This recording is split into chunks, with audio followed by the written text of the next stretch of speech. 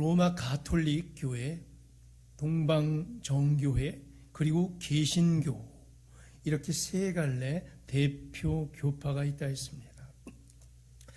그 중에 우리 부성교회가 속한 개신교를 영어로 프로테스탄티즘이라 합니다. 프로테스트, 항의하다, 저항하다라는 뜻이죠. 뭐에 대한 저항입니까? 변질된 로마 가톨릭에 대한 저항을 말합니다. 약 1000년 동안 중세 시대를 장악한 로마 가톨릭 교회가 변질되었다는 주장이죠. 변질이란 원래 것을 잃어버리고 좋지 못한 다른 모습으로 변형됨을 뜻합니다. 로마 가톨릭은 선행이나 공적을 쌓아서 구원에 이를 수 있다, 이렇게 주장하면서 이신칭의 교리를 변질시켰죠. 그뿐만 아니라 무엇보다도 성모 마리아를 숭배하거나 각종 성상과 성물을 만들어 숭배하거나 또 다른 성인들을 만들어 숭배하게 하여 미신행위와 우상숭배를 자행하고 있었습니다. 눈에 보임직한 가짜 영광을 쫓아간 것이죠. 이처럼 로마 가톨릭 교회는 초심을 잃어버렸고 변질되었고 본래의 의미와 목적을 상실했다 주장하며 이에 대하여 저항하는 운동이 시작되었던 것이요. 그 운동과 정신이 바로 프로테스탄티즘입니다. 이 프로테스탄티즘이라는 운동과 정신으로 시작한 교파가 바로 개신교예요. 이렇게 개신교가 시작된 전반적인 배경과 상황을 가리켜 우리는 종교개혁 운동이라 칭합니다. 따라서 저희가 속한 개신교는 본래 저항 정신이 강했고 개혁 의지가 충만했던 그런 교파인 거죠. 독일의 마틴 루터는 솔라 스크립투라, 솔라 그라티아, 솔라 피데를 외쳤고 이는 빠른 속도로 유럽 전역으로 퍼져나갔습니다. 그리고 프랑스의 존 칼빈은 솔루스 크리스투스, 솔리 데오 글로리아를 외치며 이것을 덧붙여 외쳤죠. 이것이 후에 종교개혁의 5대 강령이 되었습니다. 솔라 스크립투라, 오직 성경, 다른 것 말고 성경으로 하자. 솔라 그라치아, 오직 은혜만을 사모하자. 솔라 피데, 오직 믿음만이 우리를 구원한다. 솔루스 크리스투스, 오직 그리스도만, 오직 그리스도. 솔리 데오 글로리아, 하나님께만 오직 영광 돌리자. 인간이 그 영광을 가로채지 말자라는 거죠. 이것을 외치는 것이 바로 종교개혁입니다. 자, 이는 단순한 외침이나 정신 또는 운동으로만 그치는 것이 아닌 실제 개혁을 사모하며 매일매일의 삶 속에서 개혁을 이루어내려는 진정한 개혁의 몸부림이었습니다. 오늘 읽은 출애굽기 본문에서 강력한 종교개혁의 한 장면을 우리는 묵상할 수 있습니다. 바로 19절에 모세가 십계명 돌판을 산 아래로 던져 깨뜨려버린 장면입니다. 깨뜨려버려서 끝이다. 그 귀중한 십계명 돌판을 모세는 왜 깨뜨려버렸는지 오늘 본문을 묵상해보며 모세가 보여준 종교개혁 정신을 깊게 성찰해보는 시간을 갖기를 소망해 봅니다. 출애굽기 31장 18절을 보면 하나님께서 십계명 돌판을 직접 새겨주시는 장면이 나옵니다. 출애굽기 31장 18절을 다 함께 읽어보겠습니다. 여호와께서 시내산 위에서 모세에게 이르시기를 마치신 때에 증거판들을 모세에게 주시니 이는 돌판이요 하나님이 친히 쓰신 것이더라. 아멘. 십계명이 적힌 돌판을 증거판이라고 합니다. 무엇에 대한 증거냐? 증거판이라며요? 그러니까 증거냐? 하나님과 이스라엘 백성들이 맺었던 언약에 대한 증거라고 할 수 있습니다. 즉 계약 맺었죠. 계약 증서. 그래서 증거판. 계약 맺으면 뭐 서류가 있어야 될 거 아니에요. 판. 시내산 위에서 40일 동안 모세를 대표자로 세워 이스라엘 백성들과 언약을 맺으셨는데 출애굽기 20장부터 31장까지 내용이 바로 그것입니다. 10계명을 시작으로 각종 율례와 법규를 주셨고 마지막에 성막 제사 제도와 제사장 의복과 양식 등까지 구체적인 언약의 내용을 주셨습니다. 이 전부를 가리켜 우리가 뭐라고 그랬죠? 율법이라고 했습니다. 율법에 대해 말씀하시기를 마치신 하나님께서 마지막에 계약서 2장을 써주십니다. 그게 바로 십계명 돌판 2개를 말하는 거죠. 18절에 하나님께서 친히 쓰신 것이라 이렇게 기록합니다. 우리가 보험을 계약할 때 실제 친필로 이름을 적는 장면이 꼭 있죠. 자기가 이름을 직접 적어야 되죠. 그리고 사인을 합니다. 이 장면과 유사해요. 보험 증서를 보더라도 계약서 1장 혹은 2장 이렇게 있죠, 앞에. 그리고 저 뒤에 보험 약관이라고 해서 이렇게 두꺼운 책자가 첨부되죠. 그 누가 읽어요, 그렇죠? 아무튼 이와 똑같다고 합니다. 십계명 돌판 둘은 이름과 서명이 기재된 보험 계약서 맨 앞에 있는 1장 혹은 2장짜리로 보시면 되고 20장에서 31장까지 자세한 내용은 보험 약관이라는 두꺼운 책자로 보시면 됩니다. 자, 오늘 읽은 출애굽기 32장 19절에서 모세는 이 귀중한 증거판을 산 아래로 던져 깨뜨려 버린 것입니다. 자, 왜 이런 행위를 했습니까? 정신이 어떻게 된 거 아닙니까? 이게 어떤 건데 40주야 동안 하나님과 대면하며 받아낸 증거판인데 얼마나 귀한 건데 이걸 던져버려요. 깨트려버려요. 그 과정을 살펴보면 이렇습니다. 15절에 40일 만에 모세가 시내산에서 내려옵니다.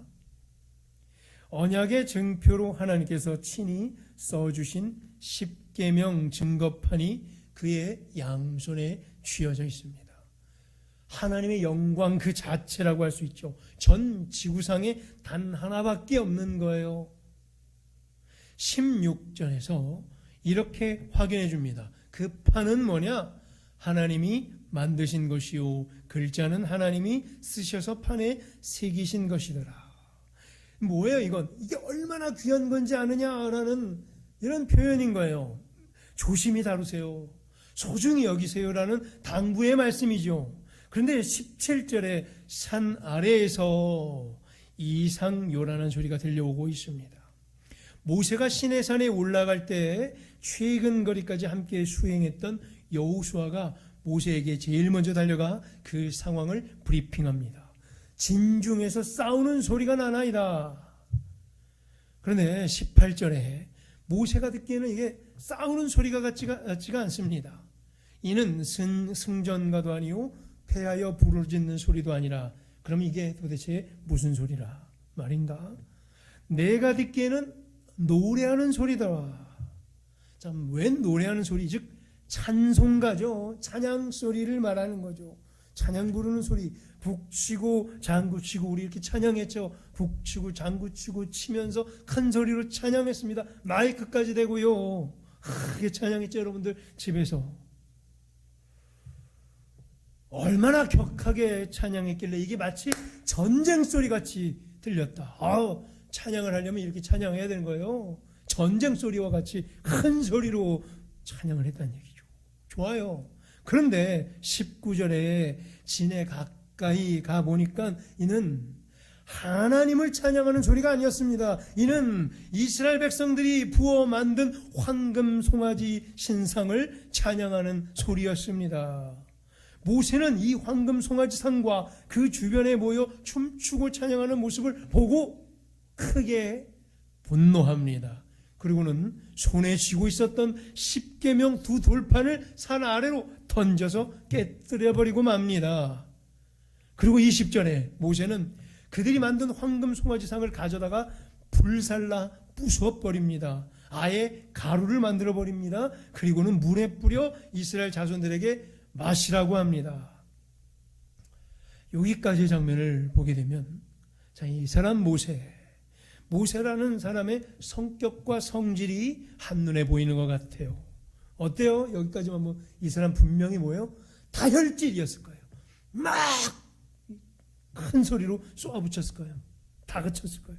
불의를 보면 못 참는 불같은 성격이었음에 틀림이 없습니다. 십계명 돌판 이 두 개를 집어던져 깨뜨려버렸고 황금 송아지를 불살라버려 부숴버렸고 가루를 만들어 물에 뿌려 백성들에게 마시게 강요했다.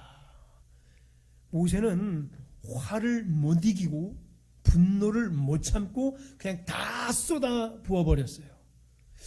분노 조절 장애가 아닌가 저는 읽으면서 이런 생각이 얼핏 들었어요. 도에 지나친 행동이 아닌가? 충분히 이런 생각이 들만해요. 그래서 이 본문을 묵상할 때 더욱 집중해야 될 포인트가 나타나는 거예요. 그럼 모세는 도대체 왜 이런 행동을 보였을까? 더 집착하게 돼요, 제가. 자, 참고로 모세는 평소에 어떤 사람이었습니까? 민수기 12장 3절을 보게 되면요. 우리 한번 읽어볼까요? 시작.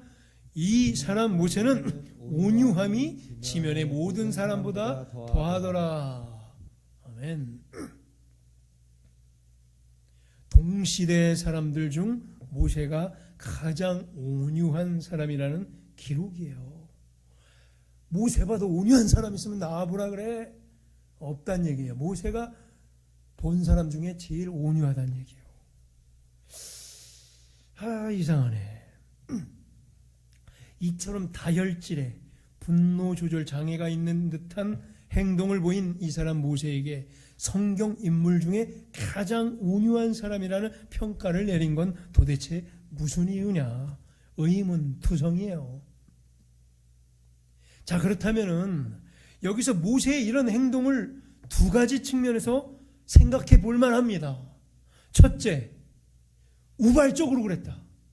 둘째, 고의적으로 그랬다. 우발적으로 화딱지가 치밀어 올라서 분노 폭발을 조절 못해 우발적으로 그냥 확 쏟아부었다. 둘째, 일부러 그랬다. 치밀한 계획이 있었다. 고의적으로 그랬다는 얘기예요. 자, 여러분 어떻게 생각하십니까? 우발적으로 그랬다. 한번 손 들어주시기 바랍니다. 모세가 우발적으로 화가 팍 치밀어 올라서 분노를 못 참고 그랬다. 손 들어주세요. 예, 여기저기 있어요. 둘째, 일부러 계획적으로 고의적으로 그랬다. 한번 살펴보도록 하겠습니다. 뭐가 맞는지. 출애굽기 32장 7절. 여기 보면요. 여호와께서 모세에게 이르시되 너는 내려가라 하십니다. 40일 40주야 잘 마무리하고 그때입니다. 백성이 부패하였도다. 8절에 보니까 송아지를 부어 만들었고 그것을 예배하며 말하기를 이는 너희를 애굽 땅에서 인도하여 낸 너희 신이라 하였도다. 10절 그런즉 내가 그들에게 진노하여 그들을 진멸하겠다 하십니다. 하나님께서 이미 다 보셨고 다 아셨어요. 모세에게 이미 다 말했어요. 모세도 이제 다 알고 있어요. 자, 이제 이를 어떡합니까? 하나님 뭐래요? 이미 정하셨어요. 이 백성, 이스라엘 백성을 내 소유가 아닌 진멸의 대상으로 보겠다. 이제 내 소유 아니다. 난 저들을 버릴 것이다. 시내산 위에서는 하나님께서 어떻게 하셨어요? 이스라엘 백성들로 하여금 내 소유 삼겠다, 제사장 나라 삼겠다, 거룩한 백성 삼겠다, 이런 궁리를 하고 계셨는데 시내산 아래에서 정작 이 백성들은 9절에서처럼 목이 뻣뻣한 백성이 되어 하나님의 은혜를 망각하고 우상 숭배를 자행하고 있었습니다. 그래서 하나님께서는 진노하셨고 이렇게 결심하셨어요. 저들을 다 진멸해 버리겠다. 신의 산 언약을 없던 것으로 하시겠다. 계약 파기의 선언이십니다. 끝!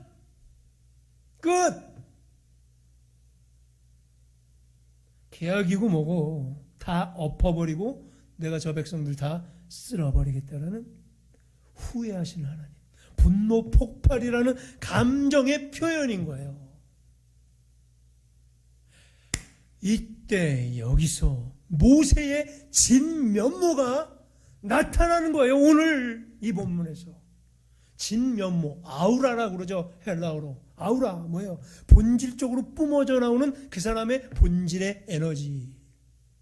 진짜 그 사람 권세를 말하는 거예요. 아우라. 이 사람 모세 진정한 아우라가 여기 나와요. 뭐예요? 진짜 지도자, 진짜 리더다. 저 사람 진짜 중재자구나. 그리고 진짜 온유한 자구나. 오늘 본문에 나타나고 있어요. 다혈질이라며. 이 사람 분노 조절 장애라며. 해도 너무한 사람이라며. 아니요. 모세는 진짜 온유한 사람인 거예요. 보죠. 11절에 모세가 뭐라고 그래요? 하나님께서 지금 진노하셨고 쓸어버리려고 그러고 진멸해 버리시려는 하나님. 저 황금 송아지 우상 숭배를 본 하나님께서 너무나 실망하셨고 이제 멸절시키려 하실 때 11절에 모세가 이렇게 중재합니다. 어찌하여 진노하시나이까?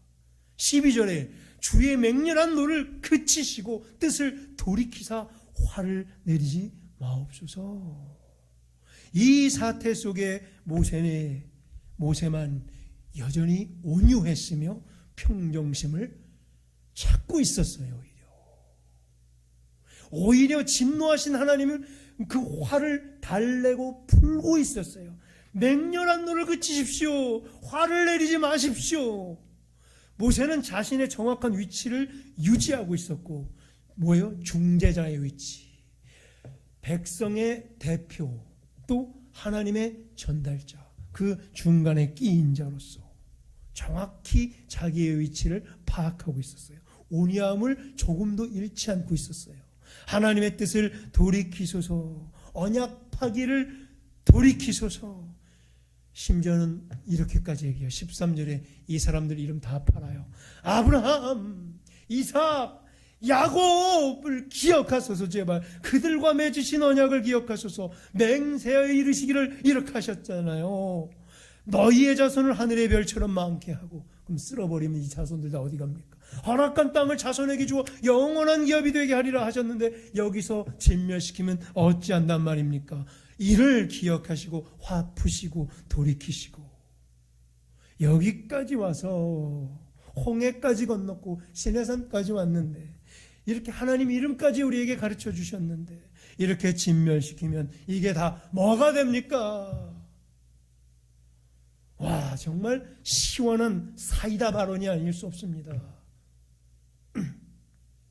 그리고 나서 이 모세는 분명히 제가 볼 때 여기서 결심했고 그리고 치밀한 계획을 했던 거예요.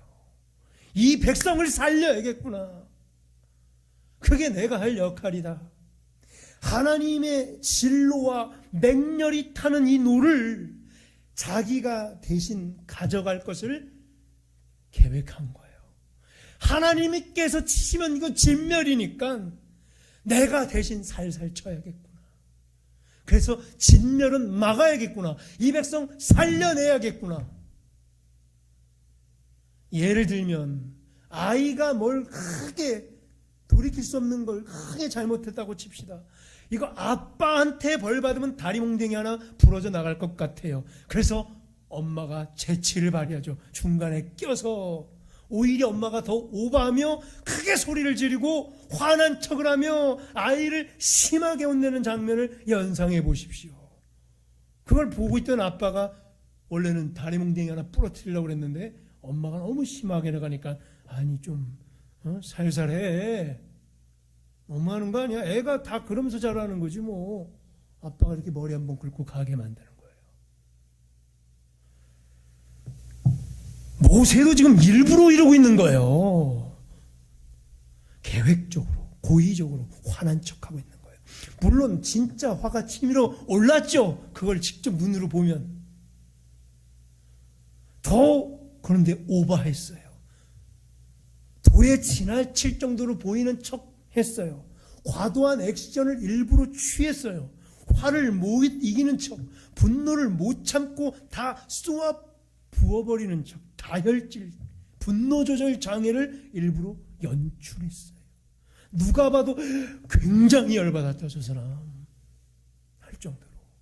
그 모습이 19절에 이렇게 포착됐어요. 크게 분노하여. 그 결정도 분노했으면 뭐라도 하나 뭐라도 하나 깨부셔야지. 에?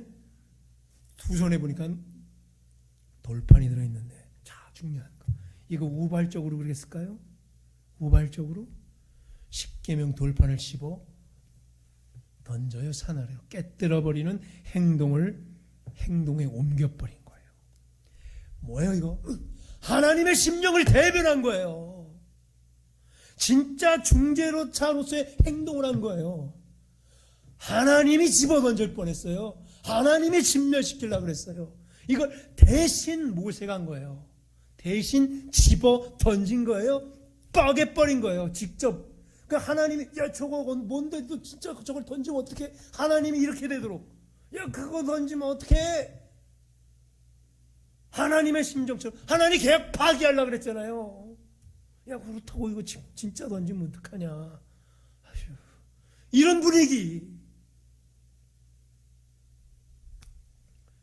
차라리 다 관둬버려. 모세가 계약 파기다. 너희 같은 인간들이랑 하나님께서 무슨 계약을 맺냐. 끝. 다 파기다. 니네 다 죽어.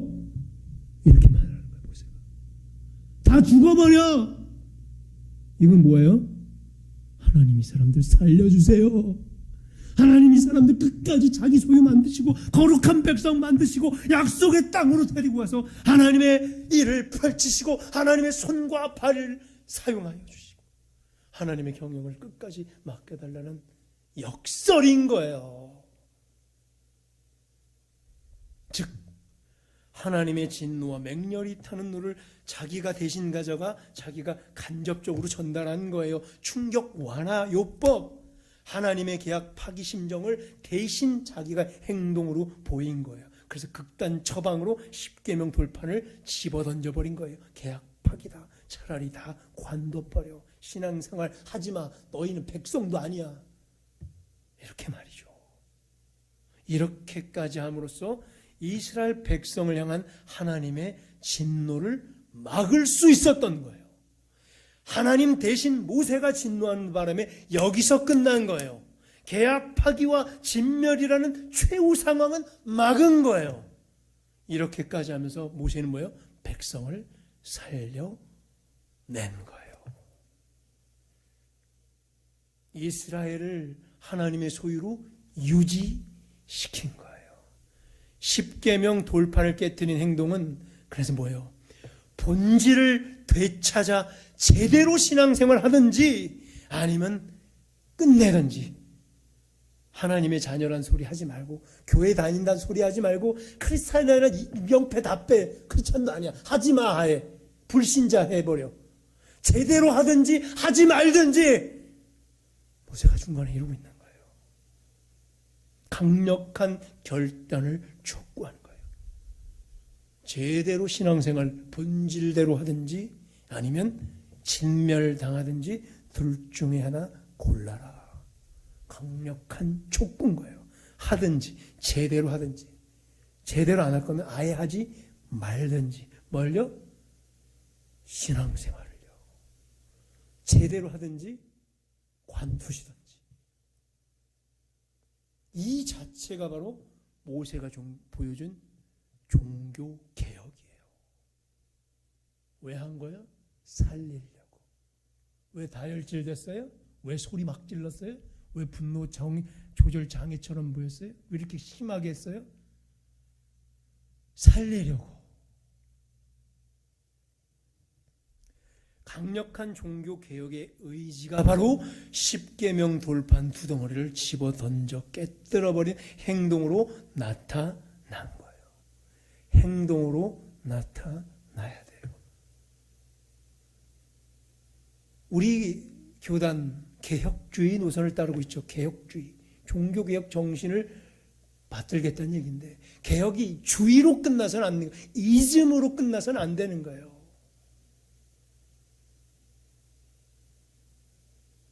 행동으로 나타나야 돼요. 매일매일 실제 개혁해내야지. 맨날 개혁주의하고 전통과 관습만 답습한다면 그건 개혁주의가 아니에요. 종교개혁 정신을 붙잡고 가는 게 아니에요. 오히려 관습에 묻혀버리는 거예요. 그 개혁주의가 또다시 개혁돼야 될 대상이 돼버리는 거죠. 종교개혁은 사람을 또는 공동체를 살리기 위한 강력한 의지와 행동인 거예요. 사람을 살려야 되니까 강력한 의지로 나타나는 거고, 사람 저기 죽어가는데 이 사람 살려내야 되기 때문에 강력한 행동이 수반돼야 된다는 거예요. 그게 바로 돌판을 집어 던진 행동을 말하는 거예요. 살려야겠구나. 이 의지와 행동이 종교개혁 운동으로 이어진 거예요. 루터와 칼빈, 그들도 그랬던 거예요. 이대로 가다가는 전통, 잘못된 전통과 관습에 함몰되어 이 사람들 다 죽겠구나, 신앙도 죽겠구나, 이들을 살려야겠구나. 그래서 강력한 의지와 행동으로 그 5대 강령을 발표한 거죠. 95개조 반박문을 부텐부르크 성당에 걸어서 조목조목 비판할 수 있었던 거예요. 다혈질이었죠, 루터가. 심했죠. 도가 지나쳤죠. 전통의 입장에 보면 저 사람 분노 조절 장애죠. 그런데 강력한 개혁의 의지가 있었던 것이고 행동으로 나타났던 거예요. 이제 말씀을 맺겠습니다. 신의 산 아래는 온통 가짜 영광 투성이에요. 우리 주변이 순 가짜 영광 투성이에요. 영광 카보드, 헬라어로는 독사. 눈에 보여 만져지는 거 반짝반짝 빛나다 영광 맞아요. 빛날 영, 빛날 광, 그렇죠? 눈에 보여야 돼요. 근데 이게 온통 가짜 투성이라는 얘기예요. 반짝반짝거리는 가짜 카보드, 가짜 독사의 영광을 뭐예요? 억지로 부어 만들죠. 안 나타나니까 부어 만들어버리니까 인위적으로 세워서, 자 이제부터 이게 신이야, 자 이제부터 이게 영광이야, 자 이제부터 이걸 영광이라고 부를게 하고 또 전통에 함몰돼 버리는 거죠. 로마 가톨릭이 1000년 동안 그래 온 거예요. 손에 뭔가 물질적인 게 구체적으로 잡혀야 종교 생활을 할 만하다 이러는 거예요. 그래서 뭘 만든 거예요? 우상을 만든 거예요. 성상을 만든 거예요. 성물을 만든 거예요. 성인을 인위적으로 제조해낸 거예요. 즉 가짜 영광, 가짜 물체에 눈 돌리도록 눈앞에 반짝반짝 눈부시게 황금으로 이렇게 만들어낸 거예요. 러시아 정교에 가보세요. 거기 구원 성당 모스크바에 가보세요. 황금으로 도배해놨어요. 반짝반짝 빛나게. 성경책 읽줄 알면서 이 크게 대문짝만하게 온통 황금으로 테두리를 만들어 놓은 거예요. 눈에 보이게 가짜 영광을 말이게요. 그것을 숭배하라는 거예요. 그 주위에 모여 춤추고 노래하라는 거예요. 마치 황금 송아지 상 주변에 춤추고 노래하듯이 너무 크게 노래를 불러서 마치 전쟁 싸우고 있느냐처럼 들릴 정도로 말이죠. 거기에는 열광한단 말이에요. 사람들이 가짜에 열광해요. 눈에 보이니까 반짝반짝. 이는 변질된 가짜 신앙인 거예요. 출애굽기 황금 송아지 상 숭배했던 이 백성들처럼 16세기 로마 가톨릭의 각종 성상 숭배처럼 말이죠. 변질된 종교 행위의 모습이었던 거예요. 오늘날 우리의 신앙생활 현장도 마찬가지입니다. 결단해야 됩니다. 주의 생각만 갖고 가면 안 돼요. 매일 오늘 당장 개혁해내야 돼요. 그 잘못된 습관, 그 잘못된 버릇, 성경 아닌 것, 복음 아닌 것, 은혜 아닌 것, 그리스도 아닌 것 개혁해내야 되는 거예요. 가짜 영광과 가짜 신앙, 가짜 종교 행위를 타파해야 뭐예요? 살 수 있는 거예요. 내가 살아야겠구나, 저 사람 살려야겠구나 하는 의지, 행동으로 나타나 보여져야 되는 거예요. 그게 오히려 진짜 영광이에요. 즉 모세가 10계명 돌판을 집어 던져 깨뜨려 버린 게 영광인 거예요. 역설이죠. 영광 그 자체였던 10계명 돌판, 하나님의 임재의 상징, 친히 손가락으로 쓰신 그 판, 이걸 깨뜨려 버린 게 영광이라는 거예요. 그게 영광인 줄 알았는데 이걸 깨는 게 영광이다. 깼더니 다시 주죠. 출애굽기 34장 1절에 결국 하나님께서는 돌판들을 처음 것과 같이 준비하라 하시며 모세가 깨뜨린 처음 판에 있었던 말들을 다시 다 그대로 써 주십니다. 다시 말씀 중심으로, 결국 이 말씀 중심으로, 하나님 말씀 중심으로 서라는, 언약 중심으로 서라는 두 번째 기회를 줍니다. The second chance. 이는 바로 하나님의 사랑인 거예요.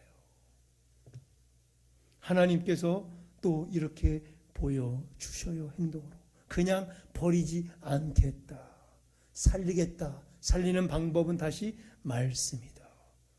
그래서 돌판을 두 번째로 써주시죠. 하나님 또한 보여주신 행동 의지예요. 그 의지를 행동으로 보여주셨어요. 종교개혁은 뭐예요? 살려야 돼요. 내가 살아야 돼요. 그게 종교개혁이에요. 이를 위해 우리 목회자들은 뭐예요? 성경 말씀을 붙잡고, 여기 순 글로 되어 있어요. 언어, 그림 없어요. 언어로 되어 있기 때문에 언어를 붙잡고 씨름해내야 돼요. 그게 목회자의 역할이에요. 다른 것 다 안 해도 좋으니 이걸 우선순위로 해요. 이거부터 해야 돼요. 목회자들은. 두 번째, 성도들은 예배의 목숨 진짜 걸어야 돼요. 온라인 비대면 예배라 어쩔 수 없지만 각 가정에서 축제처럼 여기서 성령의 아름다운 교통을 흡입해가며 예배를 드리셔야 돼요. 바른 교리에 목숨 걸어야 되고, 바른 복음 앞에 성경 중심으로 우리 성도들 서려고 노력해야 되는 거예요. 그래서 성경 예배 때마다 들고 다니고 거기에 그렇게 줄치고 형광펜 바르는 거예요. 우리 교회에서는 다른 기준은 없어. 이거예요. 이거 우리가 할 수 있는 게 이거예요. 뭐 다 외우실 거예요? 다 적고, 그래도 또 적고, 한 번이라도 형광펜 바르고 삶의 현장에서 오늘 했던 이 설교를 주중에 또 돌려보면서 또 읽어보면서, 아, 이렇게 살아내야겠구나. 이게 우리의 개혁 의지며 행동인 거예요. 뭘 할 거예요? 그럼 우린 뭘 할 수 있어요 도대체? 하나님께서 다시 주신 이 세컨드 찬스, 두 번째 기회 우리 붙잡으십시다. 이는 바로 하나님의 사랑입니다. 두 번째 찬스, 다시 10계명 돌판을 써주신 하나님, 하나님의 자비와 인애가 묻어있는 것이고, 하나님의 오래 참으심과 하나님의 기다려주심의 상징이 바로 두 번째 돌판인 거예요. 반드시 한 번 더 깨도 또 주실 거예요. 또 살리실 거예요. 하나님은 끝까지 이 백성 정하셨어요. 살려내실 거라고. 그리고 이미 저 심판에 그리스도 예수께서 이미 종말을 이루시고 다 살려내신 줄로 믿습니다. 이미 살았습니다. 이미 승리했습니다. 이걸 알고 오늘 현장 여기서 매일매일 이 현장을 또 개혁해 내십시다. 우리 모두 오늘 여기서 이 공동체와 함께 이 새 성전에서 다시 주신 기회를 붙잡으십시다.